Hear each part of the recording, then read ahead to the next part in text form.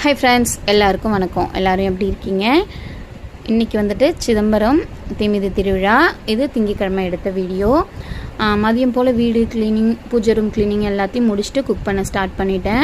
2 மணி போல் start பண்ணேன். தனியாகவே எல்லாமே செய்யணும் இல்லையா, கொஞ்சம் கொஞ்சமாக ஸ்டார்ட் பண்ணலாம் அப்படின்னு சொல்லிட்டு ஃபஸ்ட்டு வந்துட்டு சாம்பாருக்கு ரெடி பண்ணிட்டேன். பருப்பு வச்சுட்டு காய்கறி எல்லாம் போட்டு 15 டேஸாக இதுக்காக வந்துட்டு ரொம்ப கடுமையாகவே விரதம் இருந்திருக்கும். பசங்களுக்கு கூட எதுவுமே கொடுக்காம நான்வெஜ் சாப்பிடாம ஹஸ்பண்ட் தீ மிதிக்கிறாங்க அப்படின்றதுனால கொஞ்சம் கஷ்டப்பட்டு தான் இருந்தது. சின்ன பசங்க இருக்கிற இடத்துல வந்துட்டு நம்ம ரொம்ப கண்ட்ரோல் பண்ண முடியாது. ஆனாலுமே வந்துட்டு சாமி வந்துட்டு ரொம்பவே விசேஷம் எங்கள் ஊரில். ஸோ அதுக்கு வந்துட்டு ரொம்ப கடுமையாகவே விரதம் இருந்தோம். இன்றைக்கி வடை, பாயசம், ஒரு சாதம், ஒரு பொட்டேட்டோ ஃப்ரை, அப்புறம் கடலப்பருப்பு வடை கொஞ்சம், உளுத்த வடை கொஞ்சம், பாயசம், அப்பளம். சிம்பிளாகவே செஞ்சுருந்தாலுமே வந்துட்டு ரெசிபிஸ் நிறைய அப்படின்றதுனால தனியாகவே செய்கிறதுனால கொஞ்சம் கஷ்டமாக இருந்துச்சு. பசங்களை அம்மா கிட்ட விட்டுட்டு நான் வந்து சமைக்க ஸ்டார்ட் பண்ணிட்டேன். அப்புறம் போய் பசங்களை கூப்பிட்டு போய் கோவிலில் சாமியை காட்டிட்டு ஹஸ்பண்ட் வந்துட்டு அங்கே காப்பு கட்டி கோவிலில் விட்டுட்டு திரும்ப வீட்டுக்கு வந்து மீதி குக் பண்ணுற வேலையை ஸ்டார்ட் பண்ணிட்டேன்.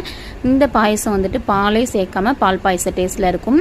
ஒரு சீக்ரெட் இன்க்ரீடியன்ட் சேர்த்துருக்கேன். அது என்னன்னு தெரிஞ்சால் கமெண்ட்டில் சொல்லுங்கள். ஒய்ஃப் விரதம் இருக்குவாங்க அப்படின்னா ஹஸ்பண்ட் அதுக்காக என்னென்ன மெனக்கிடுவாங்கன்னு தெரியலை. அதே ஆனால் ஹஸ்பண்ட் ஒரு விரதம் இருக்காங்க, இந்த மாதிரி ஒரு விஷயம் அப்படின்னா நம்ம ரொம்பவே மெனக்கிட்டு செய்யணும். ஸோ இவ்வளோ தான். பிடிச்சிருந்துச்சுன்னா ஒரு லைக் போட்டு கமெண்ட் பண்ணிட்டு போங்க. தேங்க்யூ.